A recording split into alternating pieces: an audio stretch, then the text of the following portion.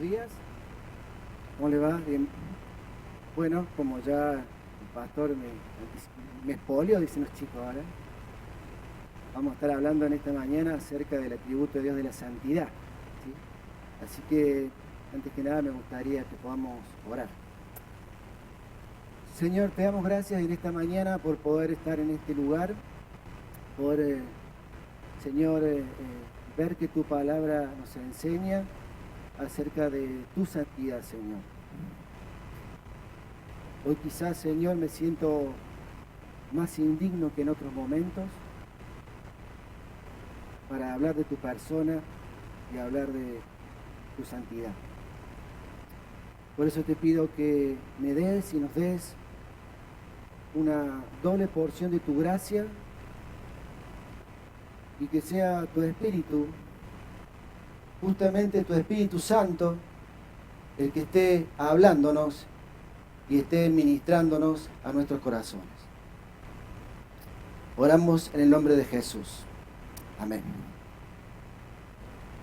Muy bien. Como decía Rubén, está el pastor.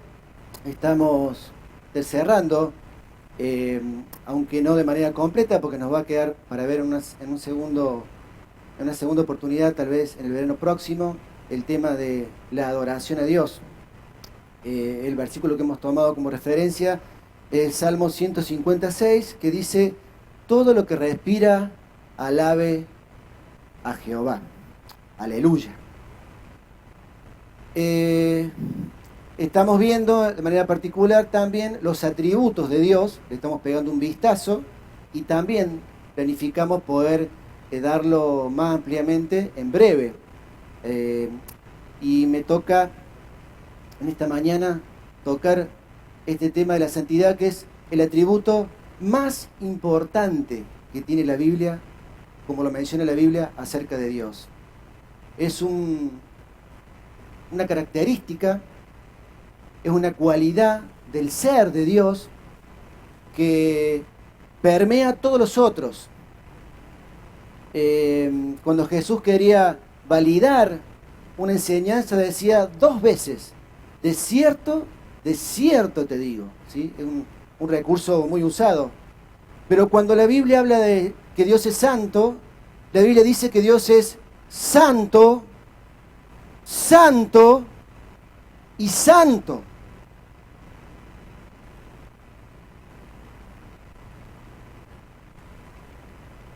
Lo repite 3 veces, mostrándonos la importancia que tiene la santidad. También en relación al tema de la adoración, que es lo que estamos viendo, cuando los ángeles adoran a Dios delante de su presencia, ¿cómo lo adoran? ¿Cómo lo adoran? Repitiendo este atributo de su persona. Dicen: santo, santo, santo, Jehová de los ejércitos, toda la tierra está llena de su gloria. Así dice en Isaías, que vamos a leer, y también los ángeles en Apocalipsis cantan del mismo modo. Y también nosotros, al considerar la santidad de Dios, vamos a ver cómo debe ser el principal factor de motivación por el cual debemos adorar a Dios. Su santidad es el principal aspecto de su persona por el cual debemos venir y adorarle. Muy bien, quiero decirles antes que nada que voy a hacer referencia en esta presentación, en esta charla de esta mañana, en este sermón, a los videos que hizo el doctor R.C. Sproul, ¿sí? Muchos de nosotros los vimos, esos videos, cuando estudiamos FIET, en el libro del Dios que adoramos, ¿sí? Estos videos están disponibles en YouTube, yo he puesto el link. La verdad que harían muy bien en ocupar tiempo en verlos, realmente son muy, muy valiosos estos videos. Muy bien, vamos a contestar en primer lugar la pregunta de qué es o qué significa la santidad de Dios. Muy bien, a ver, los que están acá cerquita, siempre hay pocos, se ve que ya saben que si estoy yo les pregunto. Cuando hablamos de la santidad de Dios, ¿qué es la primera idea la primera pregunta que se les ocurre? O la primera, afirmación que se les ocurre. Pureza. Muy bien. ¿Quién dijo? A ver. Ah, muy bien, hermana. Pureza, pureza. Ese es uno de los significados principales de la santidad de Dios. La pureza absoluta, total. La alta moral, eso es la santidad. La moral pura. Sin embargo, la palabra santidad tiene otro significado principal, ¿sí? Y es la palabra separado. Separado. La palabra santidad significa que Dios es otro, que Dios es totalmente distinto, que es diferente. La trascendencia de Dios excede a nuestra realidad, a nuestra existencia, a lo creado. Él es totalmente otro y distinto de nosotros. Además de puro, es totalmente separado, es otro, distinto a nosotros. Cuando pensamos en adorar a Dios, no debemos pensar que nuestra adoración va a hacer a Dios más santo. No aportamos a su santidad cuando adoramos a Dios. Porque Dios no va a ser el que es independientemente de nuestra experiencia de Él. ¿Me explico? Dios es algo santo, separado de nosotros. Él es el otro. MacArthur lo expresa así. Santidad se refiere a su, con mayúscula, a su separación, a su alteridad, al hecho que es diferente a cualquier otro ser. Indica su perfección completa e infinita. Su santidad es la corona de todo lo que Él es. No es que Dios tiene la máxima medida de santidad, sino que Él es el estándar de santidad. Él es la santidad absoluta.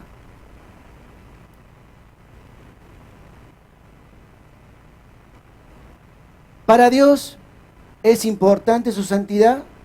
Respondimos qué significa la santidad. Ahora nos preguntamos, ¿para Dios será importante su santidad? Muy bien, Él lo señala en su palabra. Él lo señala en su palabra. Ahí, en el cuadro anterior, hablando de separado, hemos puesto una imagen de Moisés en la zarza. Perdón que vuelva un paso atrás. Y Moisés recibe una instrucción que es, quítate el calzado de tus pies, porque el lugar que pisa es santo es. Ese piso no era un piso santo y especial. Era un piso común y corriente. Lo que lo hacía santo era esa presencia de Dios representada en esa zarza que no se consumía.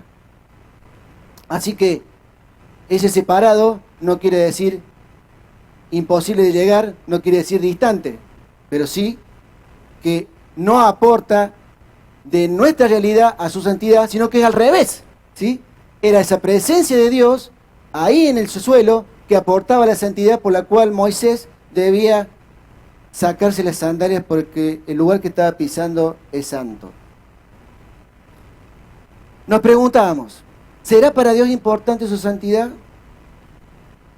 Él señala en su palabra que sí, y que es muy importante. Tan importante es que Él desea que solamente cuando lo nombremos, lo hagamos con reverencia y respeto. Lo hagamos considerando su gloria, su santidad. En los 10 mandamientos, por ejemplo, ¿recuerdan lo que dice? ¿Sí? Un mandamiento. No tomarás el nombre de Dios en vano, no lo tomarás sin santidad, a la ligera. Y hemos enseñado muchas veces en este púlpito cómo los escribas que hacían las copias, ¿sí? Cada vez que llegaban al nombre de Dios, se detenían, se bañaban, se ponían una túnica especial, se cambiaban la pluma con que escribían y cambiaban la tinta, y no ponían el nombre de Dios, sino ponían Elohim o un seudónimo por temor de usar el nombre de Dios en vano. ¡Qué respeto que Dios espera que tengamos en su persona! Y en el Padre Nuestro, cuando Jesús nos enseña a orar, el primer pedido que Dios nos dice que hagamos en oración es que su nombre sea santificado. ¿Sí? No es parte del saludo inicial, porque si no diría, Padre Nuestro que estás en el cielo, tu nombre santificado es. Es un pedido, porque dice, Padre Nuestro que estás en el cielo, santificado sea tu nombre.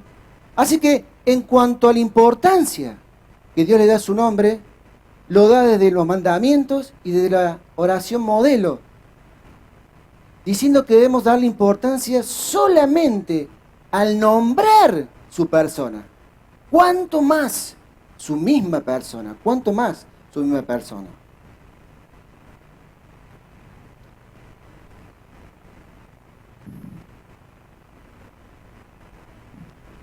Pero Dios, a lo largo de la historia de su pueblo, ha hecho recordatorios de su santidad. Dios ha hecho recordatorios de su santidad.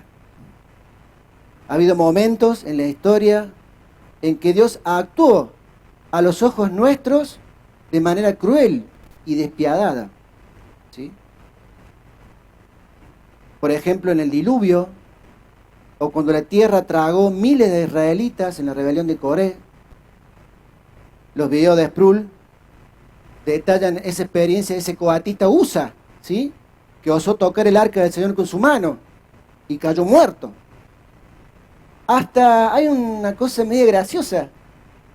Unos muchachos le gritaron a un profeta, pelado! Che, pelado, pelado! Y dice que unos osos salieron del bosque y mataron 42 de esos jóvenes burlistas porque se estaban burlando del profeta de Dios, ¿sí? Esto hace pensar que tal vez ese Dios del Antiguo Testamento, estos actos de recordatorio de Dios de su santidad, hacen pensar que tal vez ese Dios del Antiguo Testamento es otro Dios. No es el Dios compasivo y misericordioso que vemos lleno de la gracia que nos da en el Nuevo Testamento. Nos preguntamos, ¿será el mismo Dios?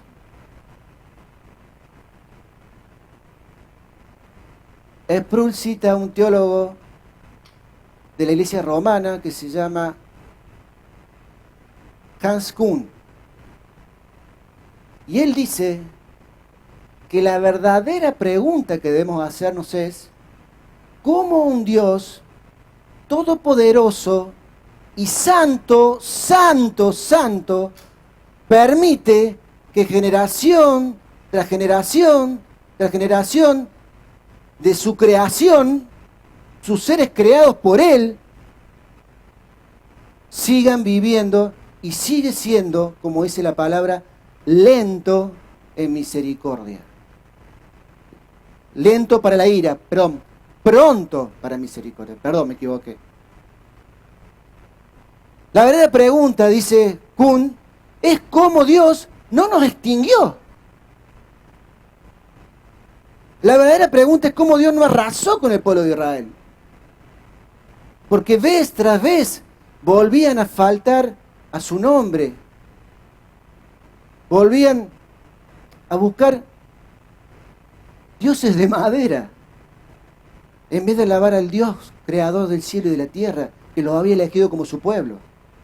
La verdadera pregunta, dice Küng, no es por qué Dios a veces actúa así, sino es por qué, a través de los siglos, en definitiva, estamos nosotros aún aquí, ante un Dios tan santo. Hay una expresión que usa la teología para explicar la condición del ser humano. A mí me chocó cuando la leí la primera vez, ¿sí? Y después lo pude entender. No lo tome personal, ¿no? No se ofenda usted. Pero dice que el ser humano, en cuanto a su naturaleza, su condición es de depravación total. Depravación total.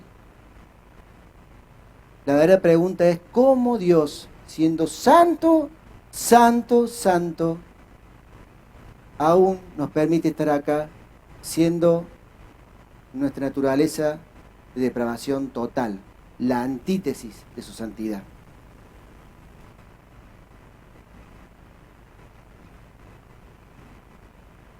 En Amós, capítulo 5, versículos 21 y 23,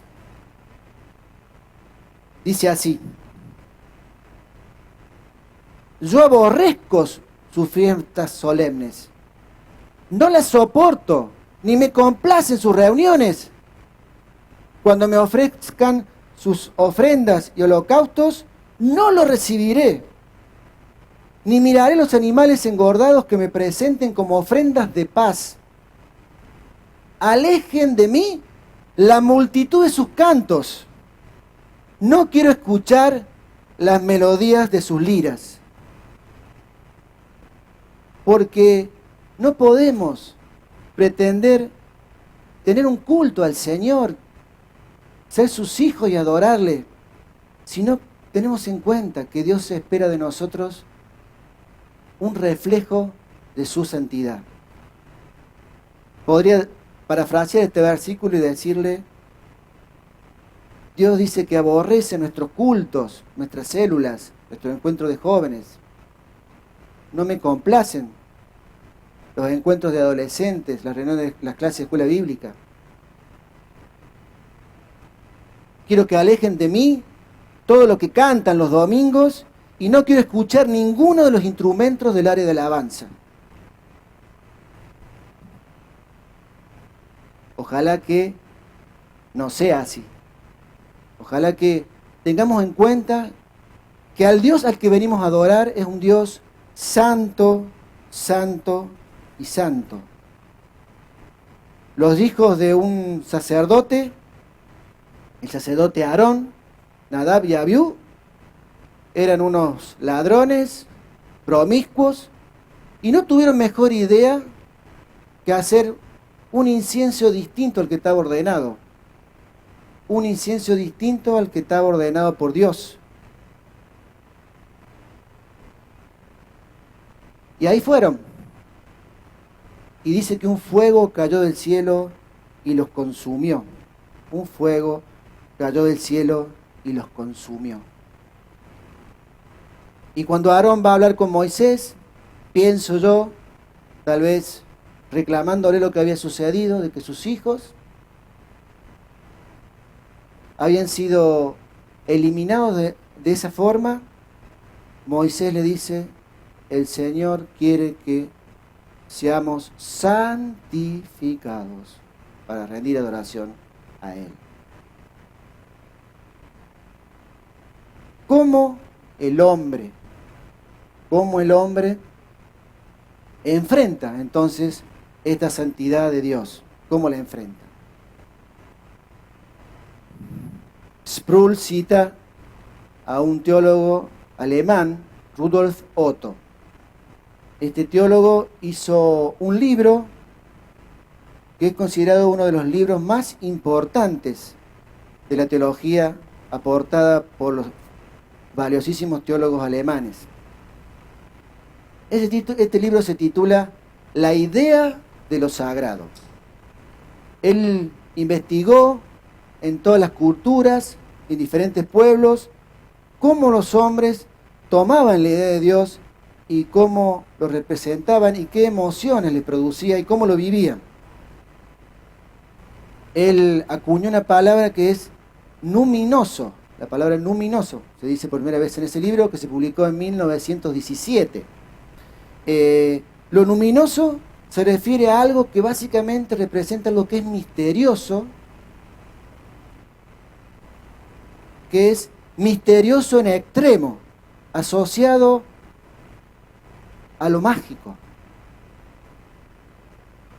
Y él dice aquí que lo santo producen en la humanidad una respuesta ambivalente. ¿Qué es una respuesta ambivalente? De dos valores distintos y casi opuestos, ¿sí? Él dice que lo que él descubrió es que lo santo produce algo que es, por un lado, fascinante para nosotros y por otro lado, algo que es terrorífico. Algo que es terrorífico.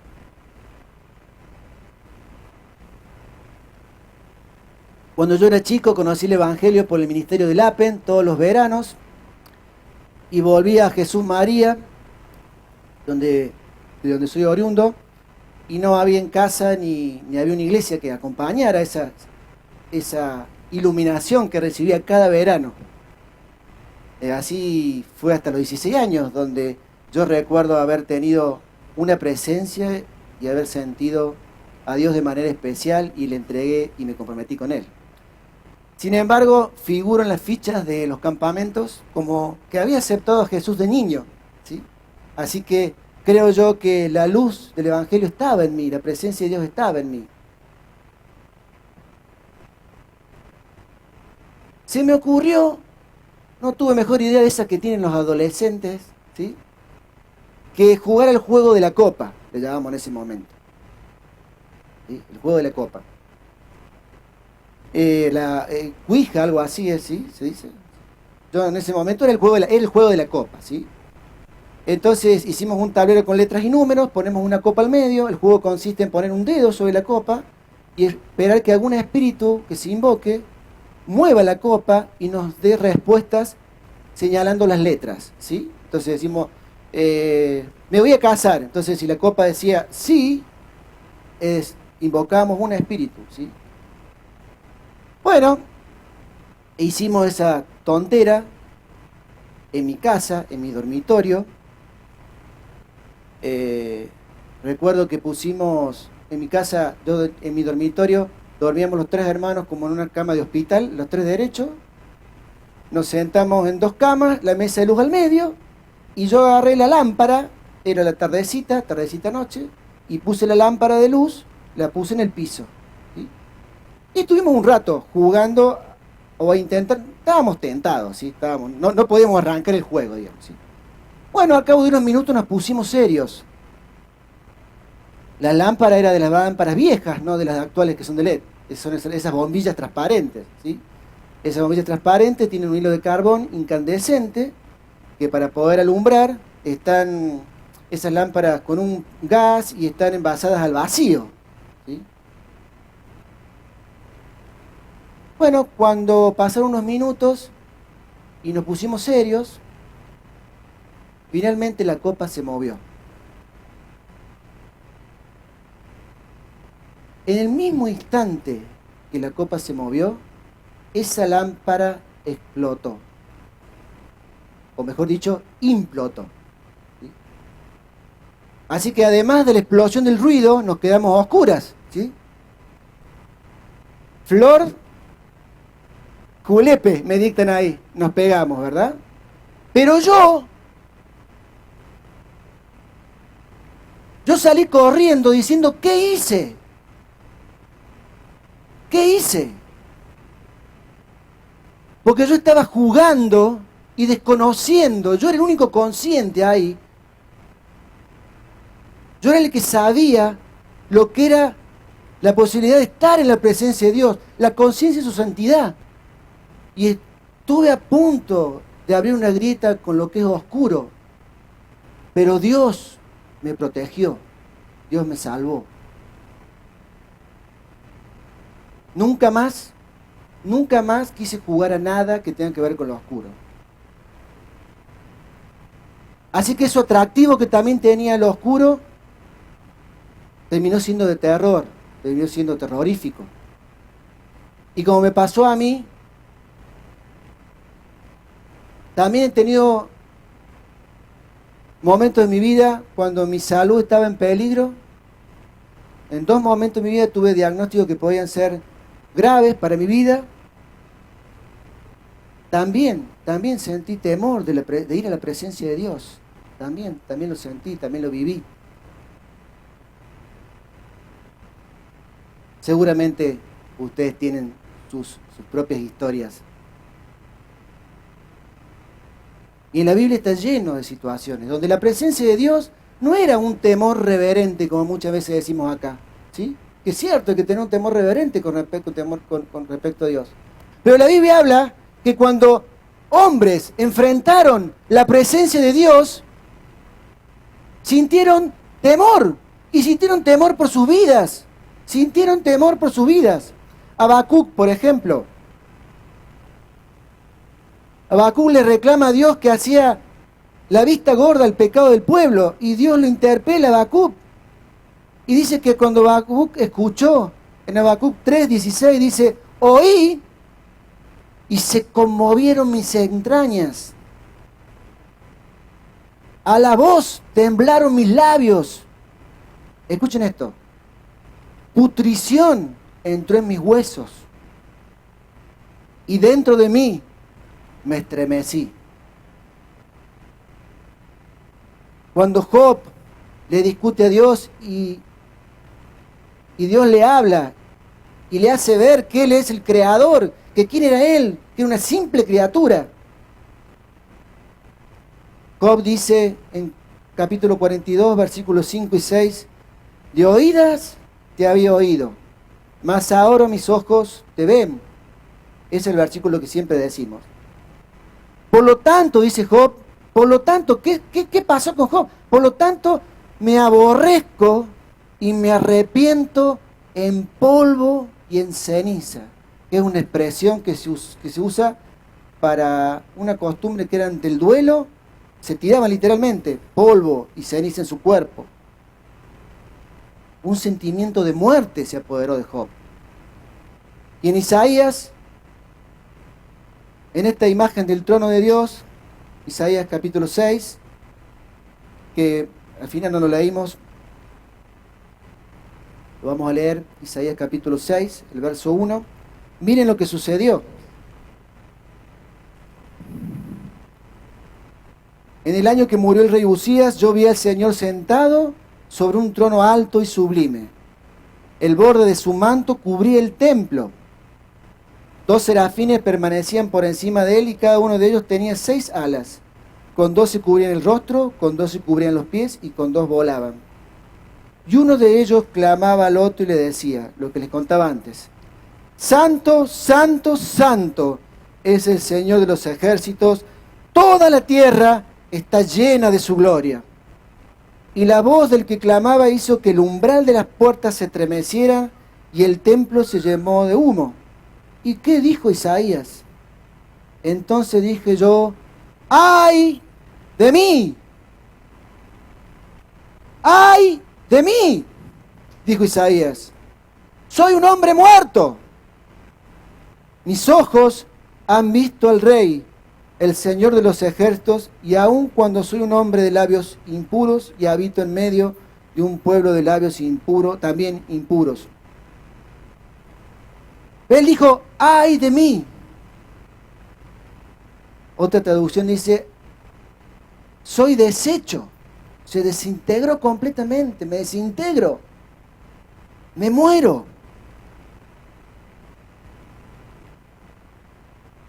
Y la presencia de Dios en la persona de Jesús, realmente creemos que era una presencia de alguien manipulable, amable, volátil, una persona, pero no es así como la Biblia lo describe.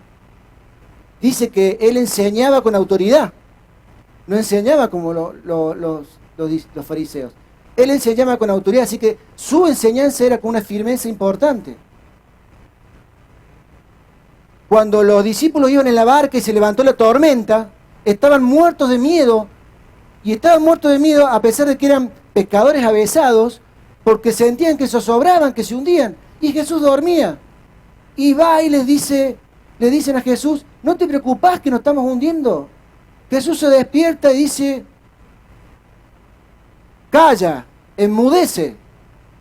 Y su creación, la cual es sustentada por él, dice que enseguida se hizo una gran bonanza.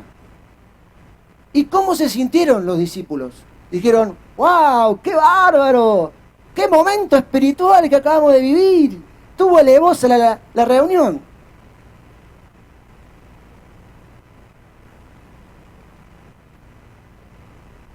Dice que los discípulos se llenaron aún más de miedo y admirados se preguntaban, ¿qué clase de hombre será este? Que aún el mar y los cielos le obedecen. Producía miedo. Una mujer toca el manto de Jesús y recibe el poder de sanidad. Y Jesús dice, alguien me ha tocado. La mujer, ya sintiéndose sana, no dijo, sí, Señor, soy yo. No. Dice que se ocultó y que temblorosa se dio a conocer que ella había sido la que había tocado el manto de Jesús. Así que la presencia de Jesús producía realmente una sensación de temor. Cuando Jesús muere finalmente en la cruz, los cielos se oscurecen, hay un terremoto y los soldados dijeron, verdaderamente este era el Hijo de Dios.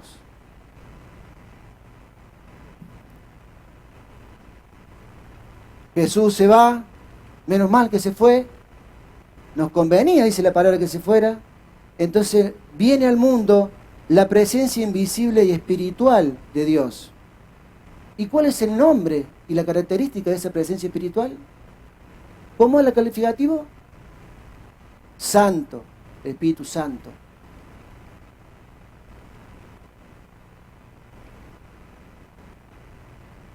La iglesia marchaba, muchos ofrendaban su dinero, vendían sus propiedades. Y hubo un matrimonio que no tuvo la mejor idea que decir que habían vendido el terreno por menos dinero del que estaban dando y ofreciendo. Estoy hablando de Ananías y su esposa Zafira. Y cuando se presentan ante los apóstoles, el Espíritu Santo provoca la muerte de Ananías. Y después viene ella, lo más campante, ¿no? Sin saber que su esposo había muerto por haber mentido con la ofrenda que había entregado.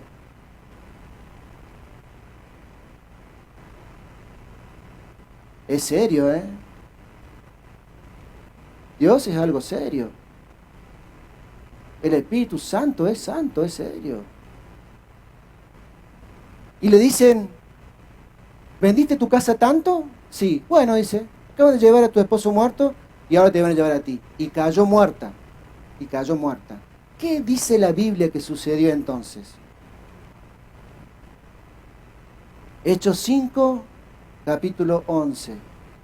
Y vino un gran temor sobre toda la tierra y sobre todos los que oyeron estas cosas. Un temor, un temor, un temor. Bueno, y nosotros nos preguntamos, ¿y nosotros?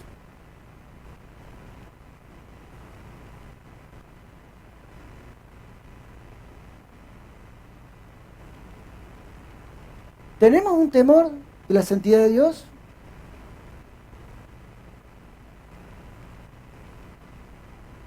¿Y nosotros vivimos nuestra vida de cara a que somos criaturas y que vamos un día a estar ante ese trono?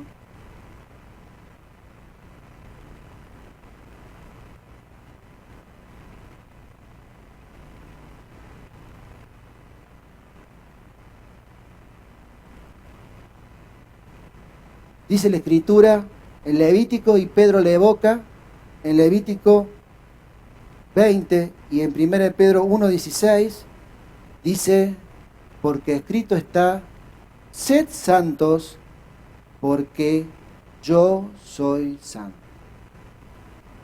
Nuestra referencia, nuestros parámetros es Dios mismo. Pasamos nuestra vida cristiana tantas veces de una manera liviana. Calvino dice que los hombres miran al piso porque le es más fácil llevar su vida mirando al piso. Y yo digo que también muchas veces nos es más fácil mirar al costado y hacer responsables a otros de que no estamos buscando a Dios, ni su gloria, ni su santidad como deberíamos. Sed santos, porque el pastor es santo. No dice eso. Debemos ser santos. Debemos ser un motivo por el cual ustedes se sientan desafiados, edificados. Claro que sí, no quito nuestra responsabilidad. No quito la responsabilidad que tenemos cualquiera de nosotros de ser testimonio para otro. La iglesia pierde muchos soldados entre sus filas porque no tiene como referencia el mirar que debe ser santo, como Dios es santo, y no como muchas veces lamentablemente se ve algunos hermanos que no lo son. Somos expertos en autojustificarnos, cuando nuestra medida es la santidad de Dios.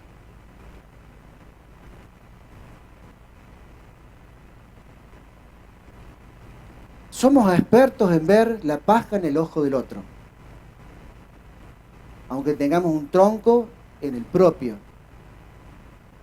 Nos es más fácil pensar que al fin y al cabo, como estamos bajo la gracia de Dios, no tenemos nada que cambiar, no tenemos que preguntarnos ni mirarnos al espejo, ni permitir que la palabra nos diga cómo estamos.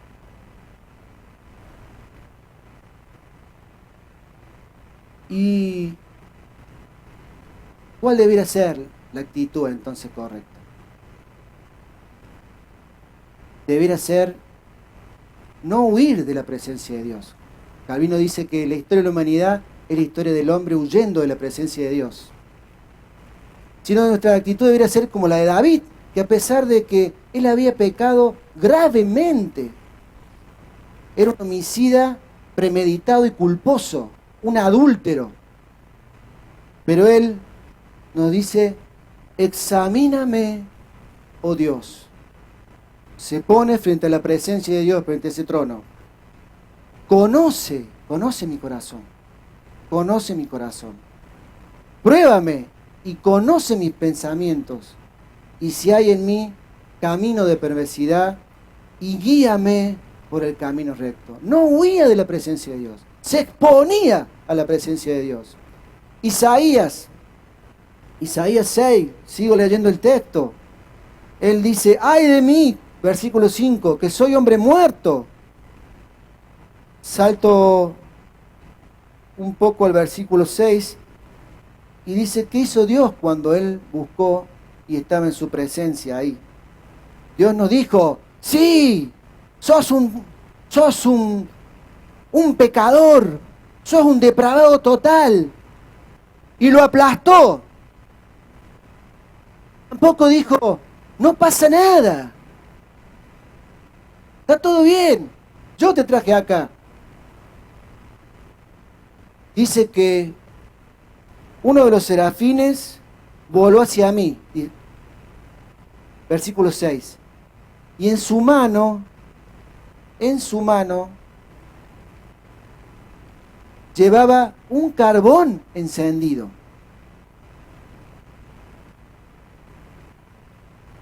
Que había tomado del altar con unas tenazas. Y con ese carbón él tocó mi boca y dijo, con este carbón he tocado tus labios para remover tu culpa y perdonar tus pecados. Hoy vos y yo, hermano, tenemos a nuestro favor la obra de Jesucristo por la cual podemos ir al trono de la gracia de Dios. Somos invitados a ir a ese trono de santidad, a esa presencia. Somos librados de nuestra propia culpa para estar en ese trono. No vamos con nuestra dignidad, sino que podemos tomar de la dignidad de Cristo y de la justicia que viene a través de Él. Así que, lejos de seguir este patrón de alejarnos de su presencia, al contrario, debemos buscar más de Dios cada día, ir a su presencia cada día. La vida cristiana es 90% en tu cuarto, vos solo, yendo en fe ante ese trono que la Biblia llama que es un trono de gracia. Acerquémonos, pues, confiadamente al trono de gracia para hallar misericordia y hallar gracia para el oportuno socorro, dice la Biblia en Hebreos 4:16. La obra de Cristo a nuestro favor está disponible para que entremos, para que vayamos a su presencia y tomemos de su santidad. Y en vez de esconderse, mire cómo lo expresa el apóstol Pablo. He leído muchos versículos, que no es muy pedagógico, pero présteme atención a lo que dice este pasaje. Filipenses capítulo 3, versículo 9. En los versículos anteriores, el apóstol Pablo viene hablando de que todo lo que él es y tiene es basura comparado con Jesucristo. Y dice, y ser, escuchen esta expresión, ser hallado en él. No escondido, no oculto de su presencia, sino encontrarme yo en él, ser hallado en Cristo. Y después explica lo que le estaba diciendo, no teniendo mi propia justicia, que es por la ley, sino la que es por la fe de Cristo, la justicia que es de Dios por la fe. Ser hallado en la presencia de Dios, ser hallado en Cristo, en Él, no teniendo mi propia justicia, que es por la ley, él lo decía como judío, sino por la que viene por la fe en Cristo, la justicia que es de Dios por la fe. Por la fe. Somos invitados a entrar delante de ese trono santo y a hacerlo con confianza, porque también ese trono santo es un trono de gracia. Lo hagamos sin indolencia, sabiendo que la santidad de Dios fue y es algo serio. Fue y es algo serio. Me invitaron a predicar a una iglesia hace algo más de un año, con una recomendación del pastor Rubén, y me extrañó mucho, me vi muy sorprendido con la iglesia. Era una iglesia de la denominación que hemos salido nosotros, esperaba encontrar una iglesia formal. De hecho me fui saco, corbata, y encontré una iglesia tremendamente espontánea. Y fui realmente, hermanos, bendecido por la alabanza de esa iglesia. Me sorprendió enormemente encontrar una congregación donde miraba quien mirara, estaban alabando al Señor con los ojos cerrados, las manos en alto, voz en cuello. Así que bueno, después que terminó el culto, después de la reunión atendí a algunos hermanos y cuando me estaba pidiendo le dije al pastor, le digo, me voy sorprendido, le digo, porque la verdad es que no esperaba, y le tengo que decir que me voy ministrado por la alabanza, por cómo la iglesia se ha expresado, y le digo, la verdad es que aunque no tengo una brújula, una brújula para dirigir, cómo hacer para dirigir y transmitir esto a nuestra congregación, me gustaría que usted me diga cómo podemos hacer para animar más a los hermanos que adoren a Dios, que es lo que estamos estudiando, ¿verdad? Esa es la intención, pastor, ¿verdad? Que este conocimiento de Dios nos lleve a adorarle más y mejor. Para eso estamos aprendiendo esto, como congregación, y de lunes a lunes también, ¿verdad? Y él me dijo, lo que pasa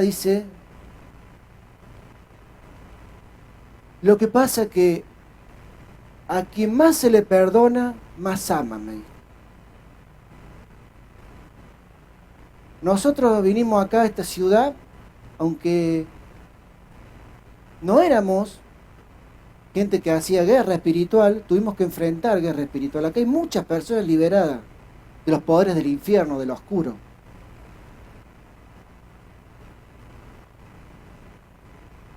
Me dijo algo que me impactó. Acá están sentados alabando al Señor gente abusada, abusada sexualmente. Y está sentado a pocos sillas alabando al Señor el abusador, convertido, perdonado, transformado.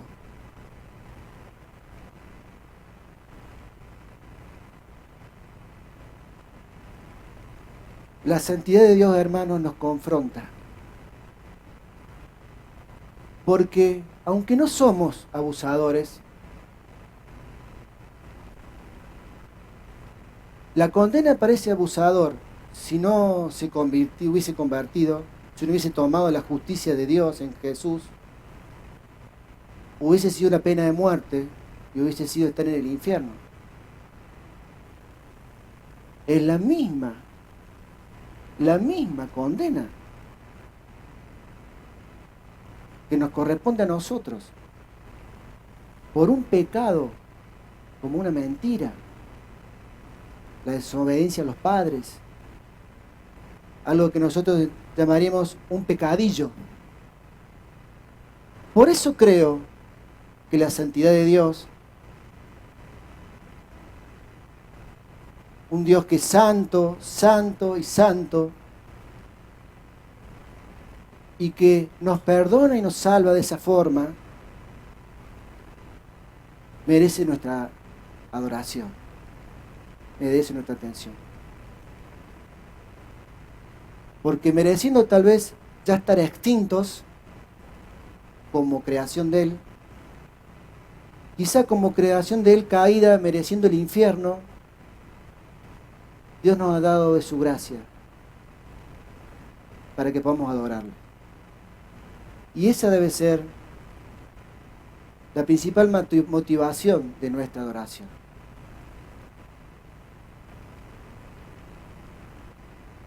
Una vida de gratitud, una vida de cara al trono de Dios, una vida de estar completamente felices y agradecidos porque Dios nos permite entrar en su trono santo. Amén. Nos ponemos de pie, cerramos orando. Señor, te doy gracias por tu palabra que es tan clara para nosotros.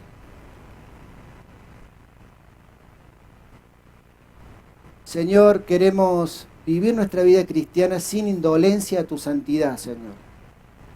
Perdónanos porque somos expertos en autojustificarnos, Señor. Y no vamos a tu presencia, no vamos a tu trono, donde vamos a darnos cuenta de nuestros propios pecados.